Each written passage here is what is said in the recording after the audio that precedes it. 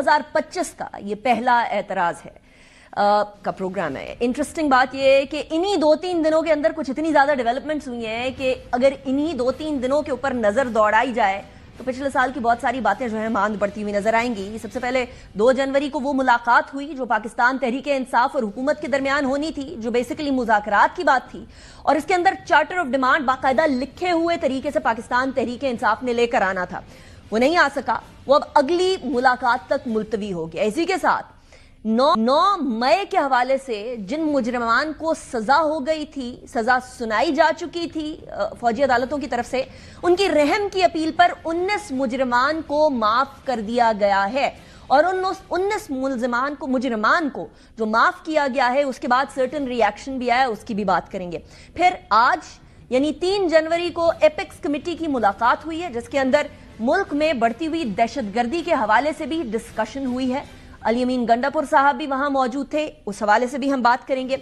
अगला हफ्ता आने वाला भी बड़ा इंटरेस्टिंग है इसलिए क्योंकि सैटरडे को या उसके बाद इमरान खान साहब से पाकिस्तान तहरीके इंसाफ के रहनुमाओं की मुलाकात कराई जाएगी।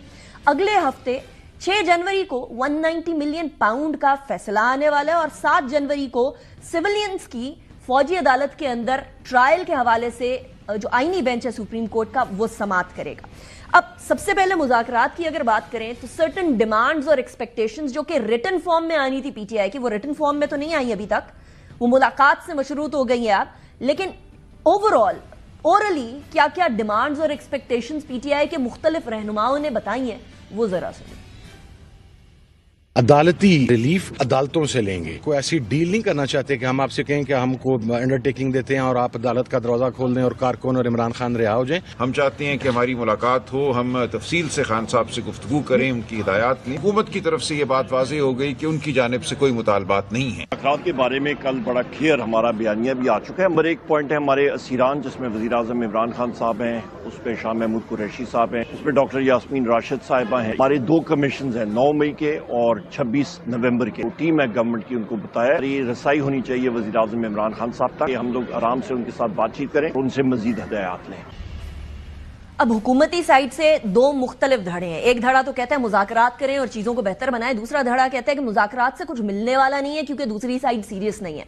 अब दूसरी साइड सीरियस है या नहीं है, अमीर मकाम साहब ने यह जरूर बता दिया कि इमरान खान साहब की रिहाई पॉसिबल है या नहीं, क्योंकि इससे पहले एग्जीक्यूटिव ऑर्डर से उनकी रिहाई के हवाले से बड़ी खबरें चल रही थी और डिमांड चल रही थी। जरा वो भी सुने।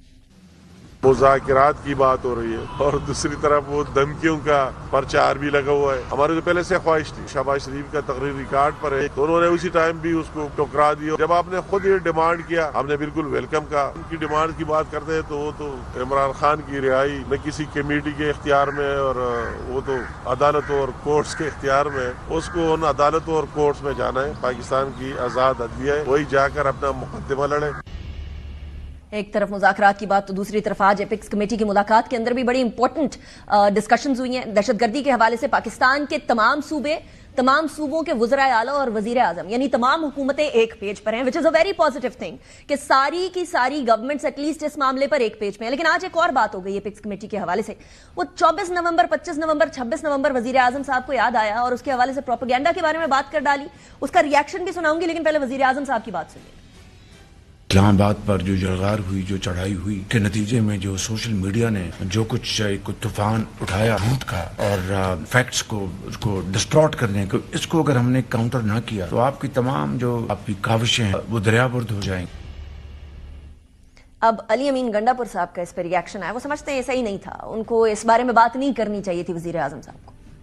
26 ऊपर प्राइम मिनिस्टर साहब ने खुद ही ये बात छेड़ दी। बताया जा रहा है कि गोलियां चली हैं और शातें हुई हैं, जबकि हकीकत में ऐसा कुछ नहीं है। इस तरह की बातचीत फोरम के ऊपर करना बिल्कुल नामुनासिब है। एक मुल्क का वज़ीर आज़म इस तरह की बात कर रहा है कि इतना बड़ा एक ताने हुआ, इतना बड़ा एक जुल्म हुआ पॉलिटिकल पार्टी के वर्कर्स के ऊपर, ऐसा कुछ नहीं हुआ। हम तो कहते हैं कि कमीशन बना ले, अगर किसी बंदे ने कोई गलत कुछ किया है तो उसकी सजा होनी चाहिए, लेकिन पहले ये तयन तो हो कि गलत किया क्या है और कितना कोई गलत किया है। प्रोग्राम में इस कमीशन की बात भी करेंगे कि हुकूमत क्या समझती है इस कमीशन के हवाले से, लेकिन ओवरऑल जो दहशतगर्दी के ऊपर है वो पॉइंट ऑफ व्यू सबका सेम ही था।